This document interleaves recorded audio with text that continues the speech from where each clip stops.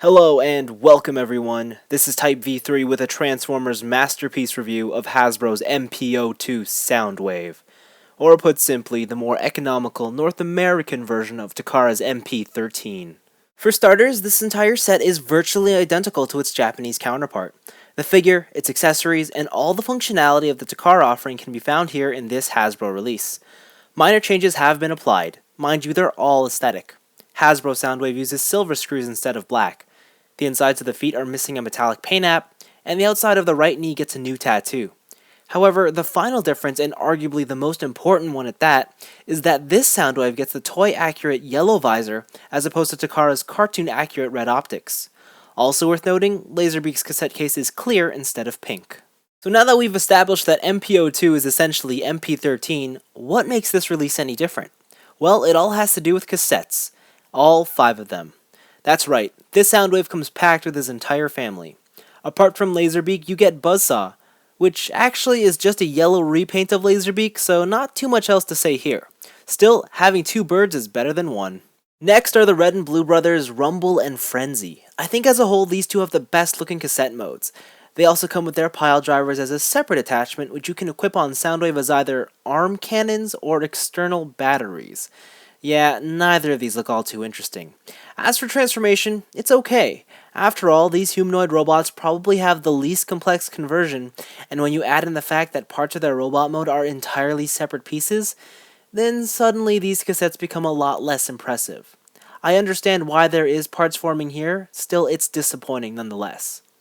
Though on the other hand, I can't deny that the resulting robots look great and their small size give them an appealing charm. Articulation is pretty simple. You get a swivel neck, ball jointed shoulder, single hinge elbow, a little bit of a wrist comes in. The hips are on a ball joint with a hinge for back and forth movement, and then a knee joint, as well as a really crazy knee joint because of his transformation, and then a ball jointed ankle. I wish there was kind of a waist swivel, but there is not one there. And as for gimmicks, you can take one of these off, and the handle just rotates so that it can fit into his fist, and now he has the gun. So that's always really cool to have. Also, when he's in his cassette mode, these are actually separate pieces, and while they do store in one of the pile drivers, what you can do is get Soundwave and open up this leg panel here, or this foot panel, and you can store one of these in there. Now, it only fits one, so you can't have both Rumble and Frenzy's gun antenna things in there, but it's still a nice little way to accommodate for storage.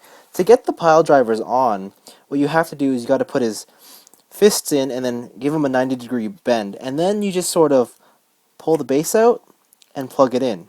Now, the connection isn't really secure, I found, but it'll hold most poses, and so when you have both connected, it should look up something like this. And it's pretty neat. I kind of wish these sections were longer because he kind of has to bend down to make them touch the floor. But you know what? Overall, it's pretty well put together. Minor complaints are just that I wish these were secure, but other than that, he's a pretty cool cassette. The final tape is Ravage, and he's easily the worst looking cassette of the lot. The character's colors keep him boring, and the backside is just bare. On the other hand, the engineering behind Ravage's transformation is without doubt incredible. The complexity found here is surprising. It almost feels like magic watching something so flat and rigid suddenly take the form of a beast that's full of volume and curvature. There are some clever yet tricky sections to it too. And then there's some areas like his nose and tail which feel very fragile. I recommend going easy here to avoid any damage. Ravage's Panther mode looks stunning, but it does contain one major issue. Size. It's just too small. Obviously, I realize that it would have been impossible to recreate his larger cartoon appearance, so I won't call this an actual flaw. As for functionality, he's got basic articulation in his limbs, but don't expect anything too dynamic from him. As a whole, I think these cassettes turned out great. There are some trouble spots here and there, but they really are a fun and simple group to have. Though there is one remaining question. Where do you store them all? Now we know that one cassette can easily fit inside of Soundwave's chest, quite simply. But what about the rest? And is there room to fit any more in there? Well, the simple answer is yes. All you gotta do is pull down on this lever and then push in the chest. And now there's room for 2 more cassettes. But then again, you have 5. So what do you do with the other 2? well, I don't know, you put them back in the box. There's just not enough room for all 5 of them. But now, before I go demonstrating how to put all the cassettes in there is one thing I want to say. Not all of these cassettes are made equal. The Laserbeak and Buzzsaw mold, the birds, are basically perfect, and they do the job just fine. The Rumble and Frenzy, they get jammed every now and then. And as for Ravage, this thing is kind of terrible. It almost always gets jammed in my experience, but there have been rare occasions when it works, but for the most part, it kind of just clips them on the inside. I guess the clearance in here with a lot of these cassettes are just too fine, and Ravage suffers the most. So I'll try and demonstrate all of it for you right now. So Ravage goes in first, and then we'll take one of these humanoid ones. I'll go with the blue one, and I'll try and get that in there properly. And then I'll take Laserbeak here. So there you have it. 3 cassettes in there.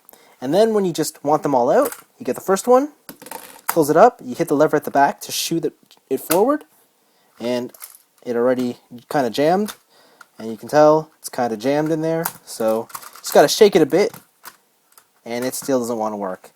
Anyways, that's basically the point I'm trying to get across. These cassettes don't quite always work, and they kind of ruin an almost otherwise awesome gimmick, and that's probably the biggest disappointment with this set as a whole.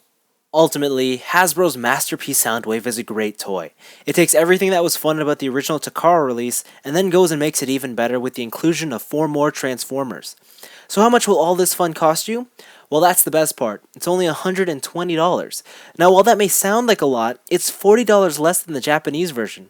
This is easily one of the best Transformers figures in terms of value alone. Now, I still believe that there isn't exactly one specific aspect of this package that I can point to as being truly amazing. The real magic here is getting Masterpiece Soundwave and his family. It's almost like completing an entire toy line. With that said, if what you're after is a transforming toy with ingenious engineering, then this figure might not be for you, because Hasbro's MPO2 was, first and foremost, made for the die-hard Soundwave fan. Anyways, this has been Type V3. Thanks for watching, and I hope you enjoyed this review. Until next time, I'll see you later.